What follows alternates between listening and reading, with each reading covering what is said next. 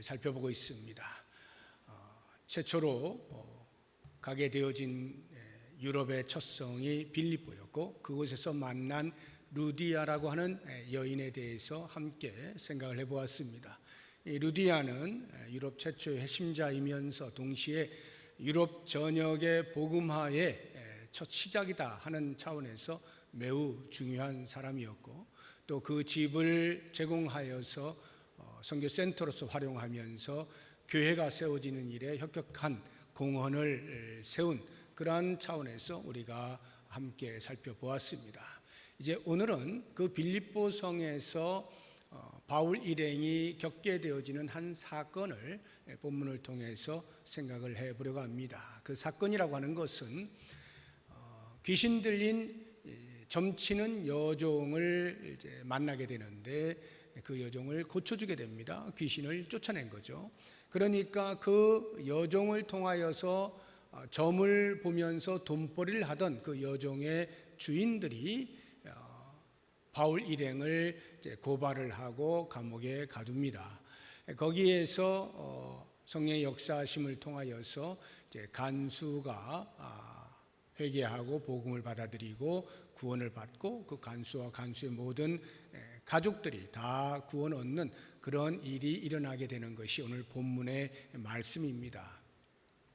이 사건은 여러분들도 많이 접한 사건이기도 하고, 저도 말씀을 많이 전한 본문이기도 합니다. 그런데 오늘은 제가 지금까지 한 번도 시도해보지 않은 새로운 관점으로 해석을 해보려고 합니다.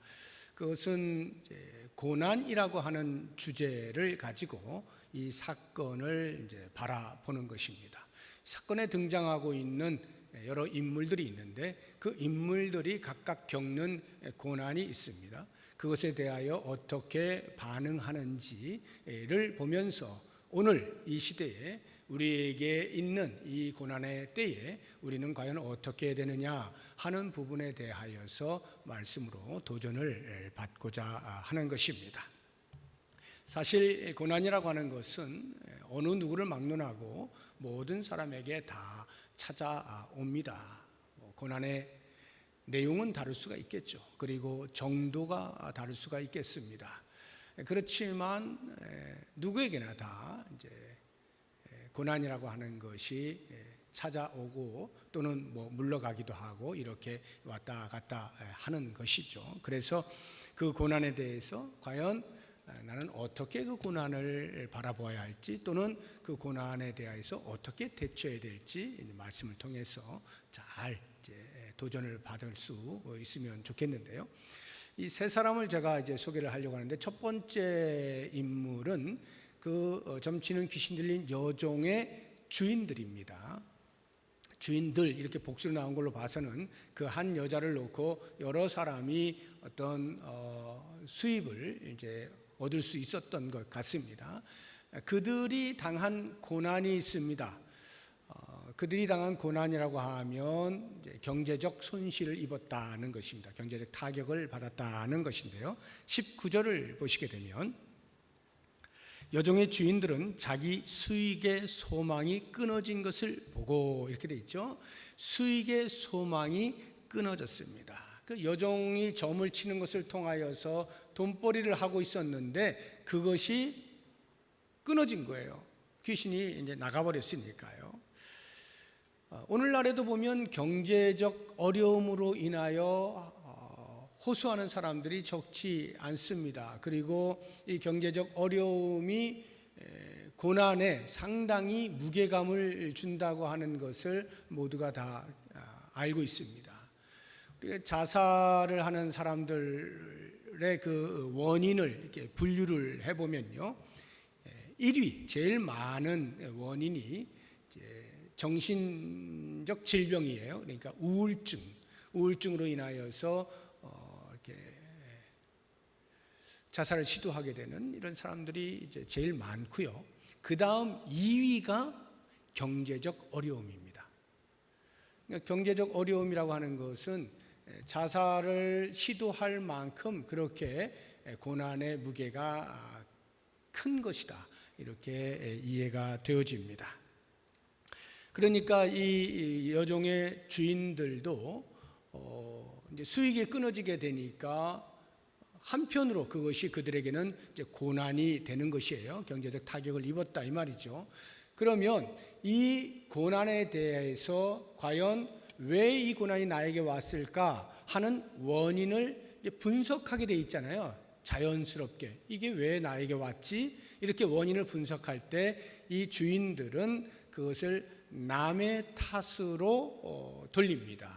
다시 말하면 바울 일행으로 인하여서 이러한 어려움이 우리에게 왔다고 보는 것이죠. 그 사람들이 우리 도시에 오지만 않았다면, 또는 그 사람들이 우리의 돈벌이가 되는 그 여종을 만나지만 않았다면, 또는 만났다 할지라도 잘난 척하고 고쳐주지만 않았다면 이런 일은 나에게 일어나지 않았을 텐데 저 사람들 때문에 내가 이렇게 경제적인 어려움을 겪게 된다 하고 원인을 분석하는 거예요. 그러면 자연스럽게 따라오는 감정이 있습니다.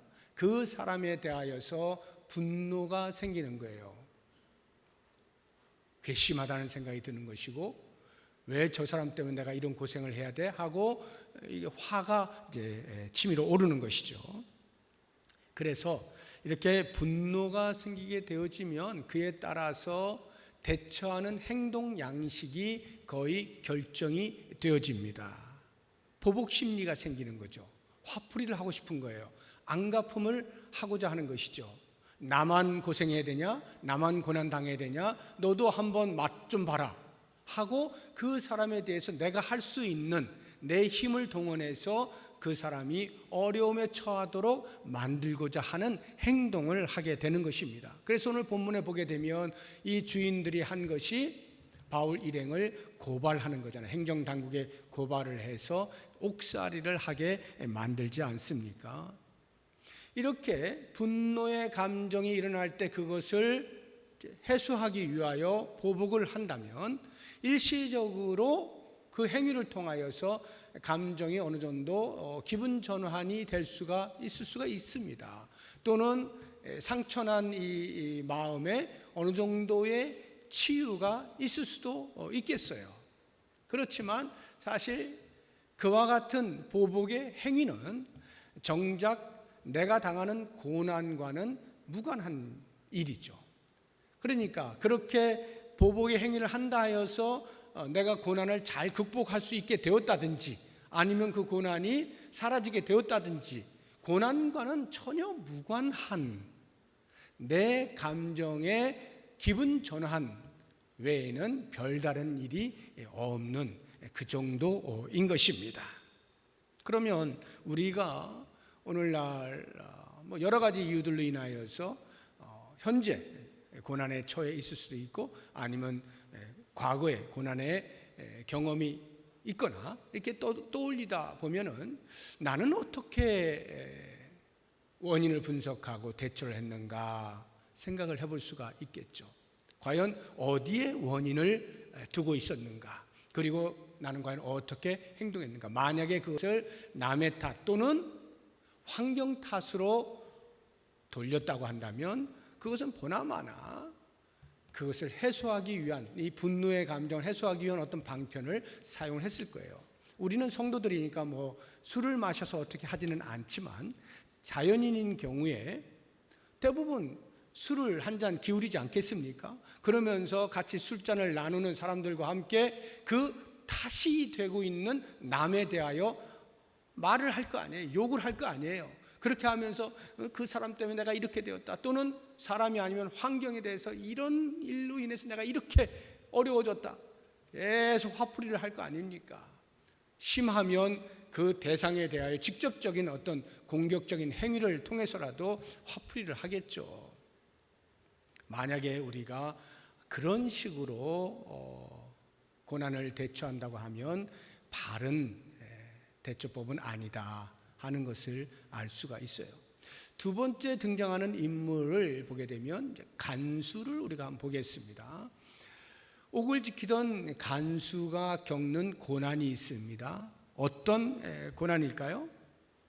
당연히 그 감옥을 잘 지켜야 되는 자신의 임무가 실패로 돌아갔잖아요.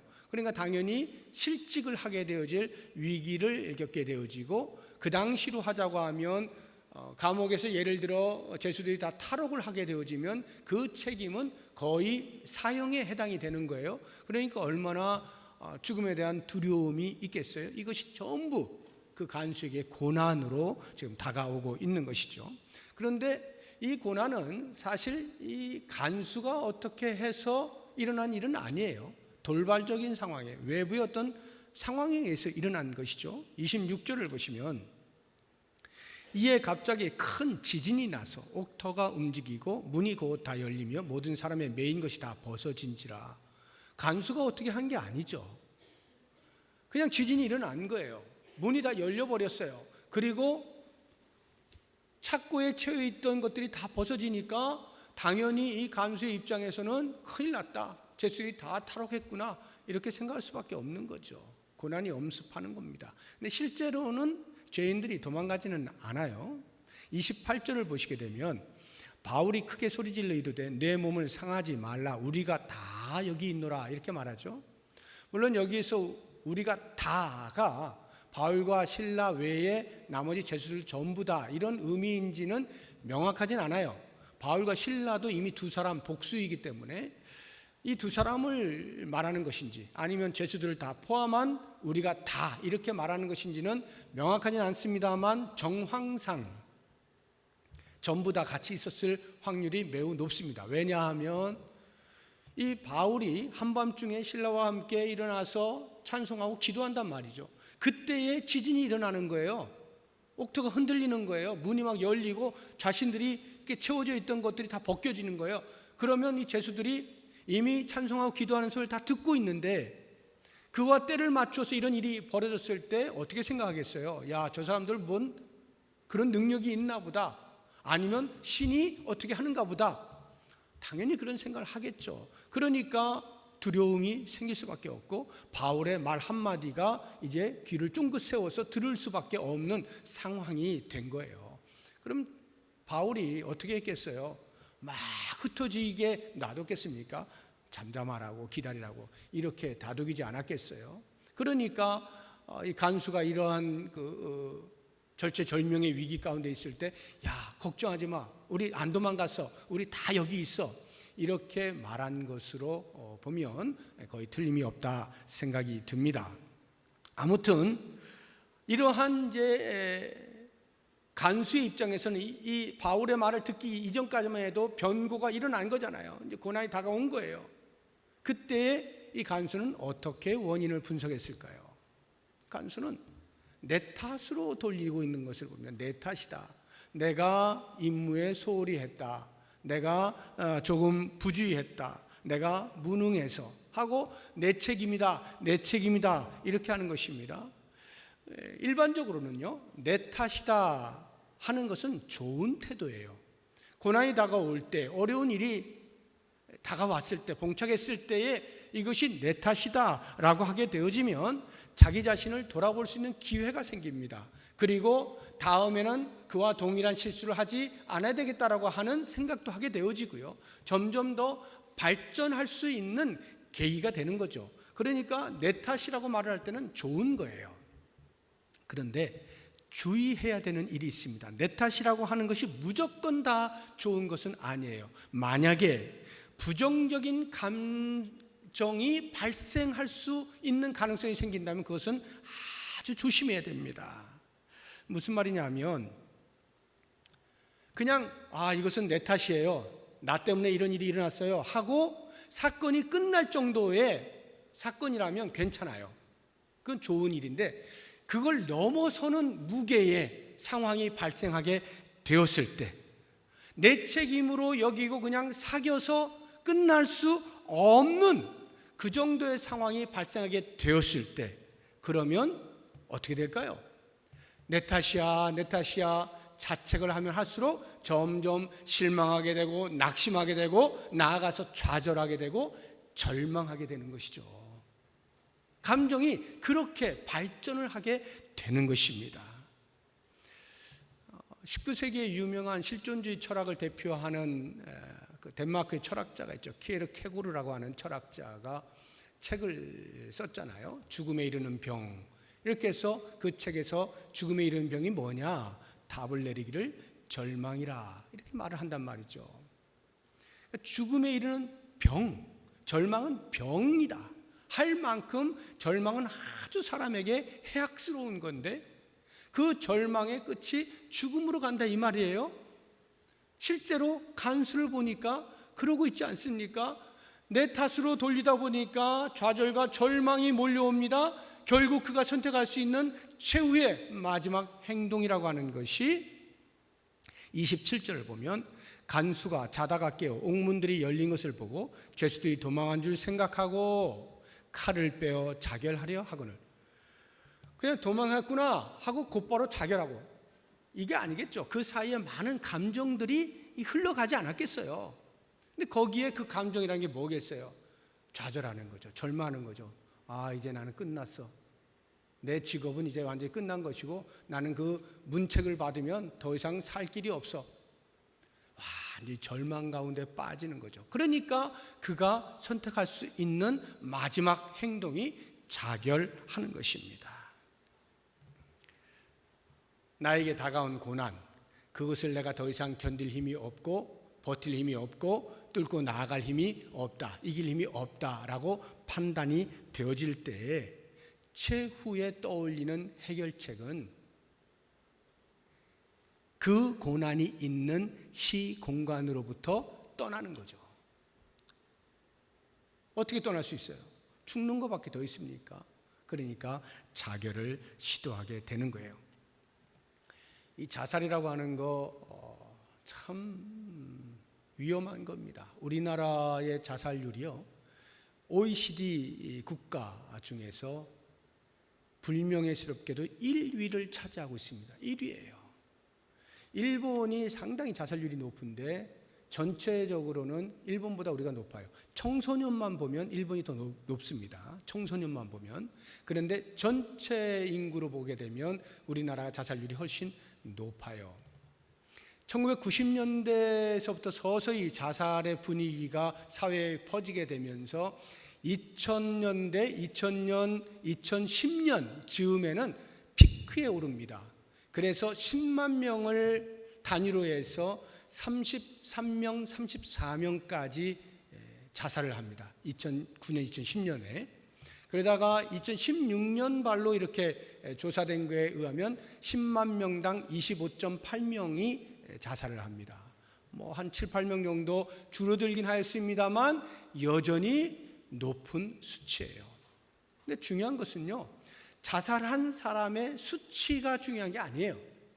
그것보다는 자살을 시도해 봤거나 또는 계획을 세워봤거나 또는 생각을 해봤거나 점점 범위를 넓혀가 보면요, 1년에 자살을 생각해 본 사람으로 확대해서 인원수를 조사하면 500만 명입니다. 우리나라 5천만 명으로 보고 10분의 1이 매년 자살에 대해서 생각을 하고 있다 하는 거예요. 보통 심각한 게 아닌 거죠. 벌써 우리가 아는 것만 해도 사회에 상당히 높은 계층에 있는 사람도 죽고 유명한 사람도 죽고 인기 있는 사람도 죽고 별의별 이유로 다 죽습니다. 자살을 합니다. 그런데요, 이 자살이 본인에게는 다가오는 고통의 무게를 견딜 수가 없어서 이것으로부터 자유해야 되겠다라고 하는 최후의 선택으로서 하는 것이지만, 그래서 정작 그 사람 자체는 모르겠어요.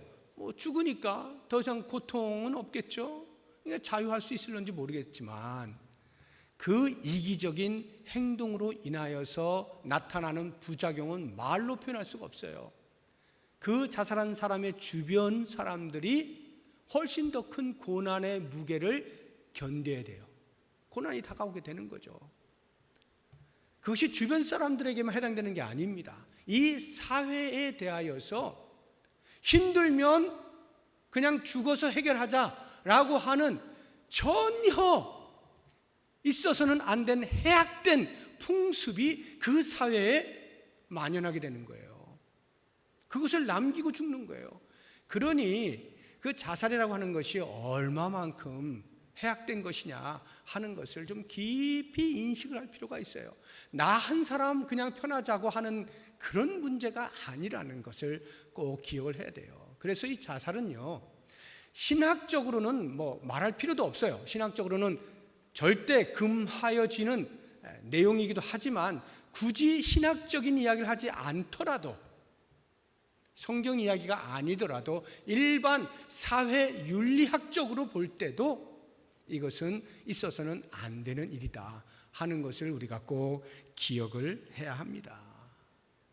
그러니까 어떤 고난이 다가왔을 때 그것을 나의 탓으로 돌리다가 그만 그 감정이 좌절과 절망으로까지 빠지게 되어지면 이러한 행동, 이러한 대처를 할 수 있게 된다는 것 기억을 하고 조심해야 되는 거예요.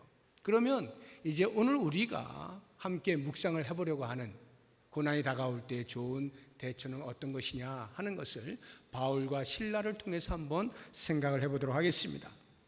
바울과 실라가 받은 고난의 내용은 22절 이하에 나옵니다. 한번 보시죠. 무리가 일제히 일어나 고발하니 상관들이 옷을 찢어 벗기고 매로 치라 하여 많이 친 후에 옥에 가두고 간수에게 명하여 든든히 지키라 하니 그가 이러한 명령을 받아 그들을 깊은 옥에 가두고 그 발을 착고에 든든히 채웠더니, 이것이 바울과 실라가 받은 고난의 내용입니다. 아무런 이유 없이 받는 고난이에요. 아니, 이유가 없는 게 아니라 억울한 고난을 받는 거예요. 좋은 일을 해주고 귀신을 쫓아내주는 좋은 일을 해주고 받는 고난이에요. 억울하죠. 그런데 그냥 억울한 정도가 아니에요. 아주 심히 억울한 고난이에요. 왜? 그 받은 처벌이 너무나 과도해요. 가혹해요. 귀신을 쫓아내주고 받는 고난치고는 너무나 커요. 옷을 벗기고 매를 치는 거예요. 얼마나 아팠겠어요. 한 대 때리는 게 아니에요. 많이 쳤다 그랬어요. 많이 쳤어요. 그리고는 깊은 옥에 가둡니다. 그리고 거기에 행동이 자유롭지 못하도록 착고를 채웁니다. 발에다가 꼼짝 못하게 있게 만드는 거예요. 이것은 한 귀신 들린 여종을 고쳐준 것 치고는 뭐 설령 뭐 이렇게 저렇게 해서 고발을 당해서 감옥살이를 한다 쳐도, 그런다 할지라도 너무 심한 거 아니에요? 너무 과도하게 처벌을 받는 거잖아요. 그러니까 이러한 일에 대하여서 바울 일행이 받는 고난이, 이것은 사람을 통하여서 받을 수 있는 고난이 아니다 하는 생각이 들게 되는 거예요. 지금 그 주인들이 이제 고발을 하잖아요. 근데 고발을 하는데 뭘로 고발을 했겠어요? 이 사람이 우리의 돈벌이가 되는 이 여종의 귀신 들린 것을 귀신을 쫓아냈습니다. 이게 고발 사유가 될까요? 절대 안 되죠. 불가능해요. 그러니까 어떻게 고발을 하느냐? 고발 내용이 다릅니다. 20절 보세요. 상관들 앞에 데리고 가서 말하되 이 사람들이 유대인인데 우리 성을 심히 요란하게 합니다. 로마 사람인 우리가 받지도 못하고 행하지도 못할 풍속을 전합니다. 전혀 엉뚱한 것을 가지고 고발을 해요. 더 놀라운 것은요, 무리들이 동조를 합니다. 22절 보세요. 무리가 일제히 일어나 고발하니, 돈을 주고 샀을까요? 아니면 같은 지역 사람들이니까 편들어 준 걸까요? 뭔지 모르겠지만 무리들이 다 같이 동조를 하는 거예요. 맞습니다. 그 사람 아주 못된 사람입니다. 벌 줘야 됩니다. 막 하는 거예요. 그런데 이것보다 더 놀라운 일은 그런 고발을 받은 행정당국, 법조계에서 그렇습니까? 하고 사실 여부를 판단하거나 할 수 있는 시간적 여유를 갖지 않아요. 재판 과정을 거치지 않아요. 그리고 즉결 처분을 내립니다. 때려라. 옥에 가둬라, 착고에 채워라. 아무런 재판 과정 없이 듣자마자, 고발을 받자마자, 접수하자마자 곧바로 처분을 내려버리는 거예요. 이게 있을 수가 있는 거예요. 이런 종합적인 공격의 고난이라고 하는 것은 일반적인 상식으로는 좀 납득이 안 가는 거예요. 그래서 우리가 생각할 수 있는 것은 여기에는 사탄의 작용이 있구나 하는 것을 알게 돼요. 자기가 지배하고 있는 그 영역에 복음 전도자가 들어왔어요. 큰일 났다. 사람 뺏기게 생겼네. 그러니까 사탄이 할 수 있는 게 뭐예요? 하나님과 좀 1대1로 대결해가지고는 도저히 승산이 없으니까 만만한 게 사람이라고 복음 전도자를 괴롭혀야 되겠다 싶은 거죠. 어떻게 괴롭힐까 생각하니까 사람들을 동원시켜가지고 괴롭혀야 되겠다 해서 이런 사람들을 조작을 해서 그렇게 고난 가운데 몰아세운 거죠.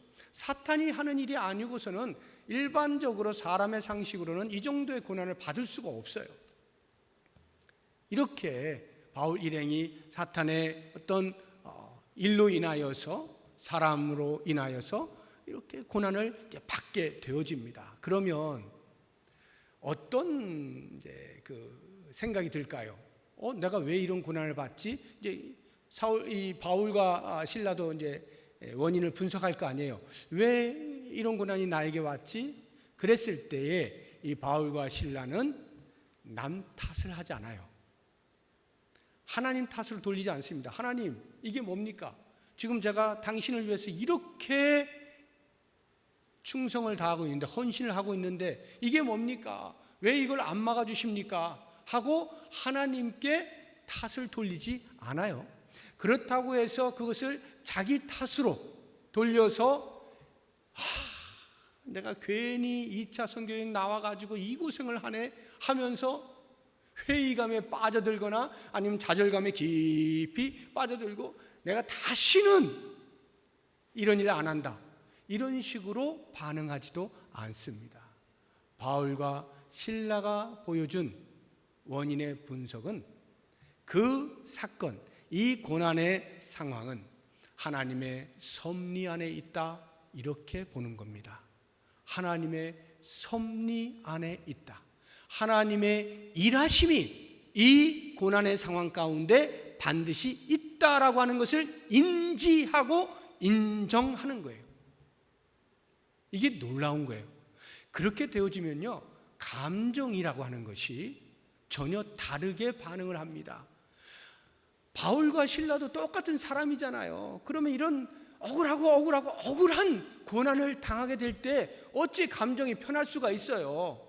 당연히 부글부글 끓을 거 아닙니까? 그러니까 얼마든지 그 감정을 통하여 남 탓을 하거나 자기 탓을 하면서 그렇게 시들시들해질 수가 있는 거예요. 사탄도 그렇게 속삭이지 않겠어요? 계속해서 바울의 귀에다 대고, 야, 네가 하나님의 일을 한다고? 그럼 하나님이 너를 책임져 줘야 되잖아. 근데 지금 이게 네 꼴이 뭐냐? 하나님이 일하시는 거냐? 하나님이 살아계시는 하는 거니?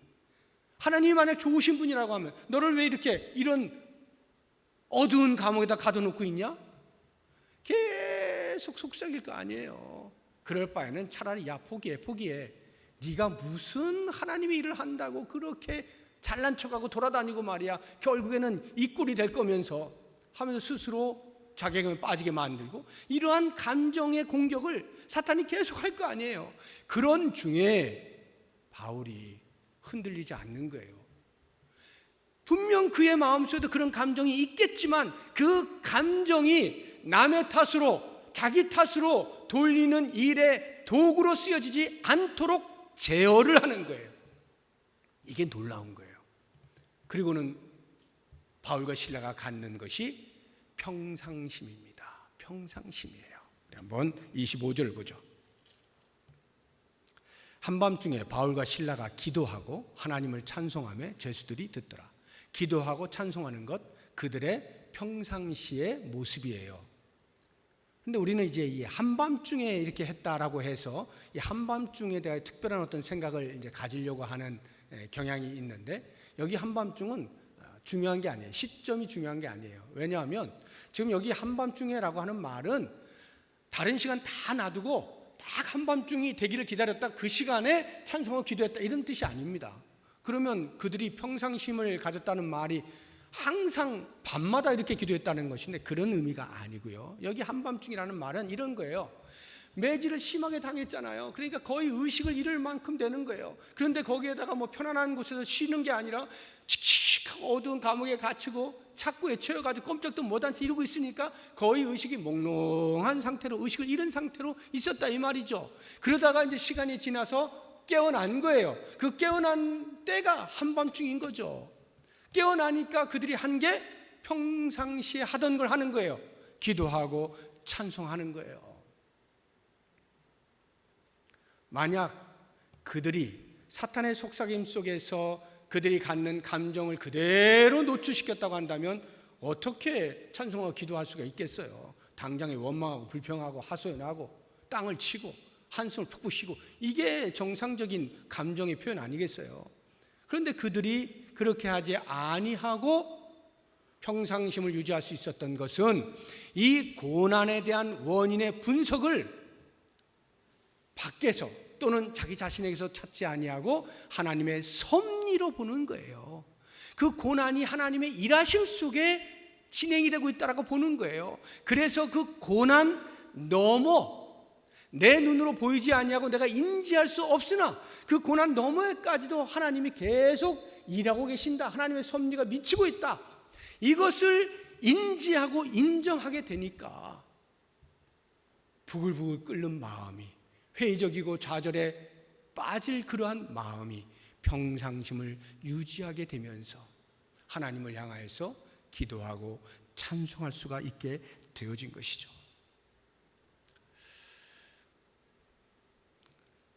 우리가 고난을 당할 때 과연 이러한 평상심을 유지할 수 있겠는가 잘 생각해 보십시오. 하나님의 섭리에 대한 선명한 인지와 인정이 있는 사람은 힘들지만 이게 가능해요. 힘들지만 가능합니다. 하나님의 섭리 앞에 나 자신의 감정을 굴복시키는 거예요. 이게 가능합니다. 그러면 거기에서 도저히 고난 중에 나올 수 없는 찬송이, 고난 중에 도저히 할 수 없는 기도의 자리에 참여하는 것이, 고난 중에 도저히 표현할 수 없는 감사가 나오게 되는 거예요. 그러면 말이죠, 어떤 일이 벌어질까요? 그 고난 너머에 일하시는 하나님을 만나게 되는 거예요. 여기 바울과 실라에게 닥친 그 고난 너머에 하나님의 일하심이 무엇입니까? 그들의 고난을 통하여 한 영혼을 구원하시잖아요. 그 한 영혼뿐만이 아니라 그 영혼과 그의 가족 전체를 다 구원하시잖아요. 바울과 실라가 그것을 예견했을까요? 고난 가운데 있을 때 이 고난만 잘 참으면 하나님께서 한 영혼을 구원하실 거야 알고 이렇게 버텼을까요? 저는 그렇게 생각지 않습니다. 그가 하는 것은 알지 못하나 하나님의 섭리가 있다, 알지 못하나 하나님의 일하심이 있다, 이 부분에 대한 신뢰를 하는 거예요. 그렇게 하다 보니 하나님이 정말로 일하고 계셨던 거죠. 그래서 그의 고난을 통하여서 전혀 예상치 못하였던 간수를 만나게 하시고 그 간수로 하여금 복음 앞에 무릎을 꿇게 만드시고, 간수뿐만 아니라 간수의 모든 가족 식구들이 다 구원 얻는 놀라운 일을 이루어내시는 거예요. 사랑하는 성도 여러분, 우리의 삶 가운데에는 크고 작은 많은 고난들이 오고 갑니다. 그럴 때마다 과연 우리는 어떻게 원인을 분석하고 대처하는지 우리 자신을 한번 돌아보았으면 좋겠어요. 오늘 사도 바울이 우리에게 보여주고 있는 이러한 것은 고난 가운데 있는 우리들이 어떻게 그 고난을 이해하고 그 고난을 대처해 나갈 수 있는지를 잘 보여주고 있습니다. 모쪼록 원하기는 눈에서 눈물이 마르지 아니하는 슬픔과 고난 가운데 있는 사랑하는 우리 성도 여러분들, 이 말씀이 여러분들에게 큰 위로가 되길 바라고 용기를 불러일으키는 말씀이 되기를 원합니다. 뿐만 아니라 이 말씀으로 인하여 다시 한번 내 지금까지의 생각을 바꾸어내고 태도를 바꾸어내면서 하나님의 섭리 앞에 신실하게 신뢰하고 인정하고 나아갈 때 일하시는 하나님을 만나시고 그 하나님을 찬양하고 그 하나님께 영광을 돌리실 수 있는 우리 모든 성도님들 되시기를 주의 이름으로 부탁드립니다. 기도하겠습니다.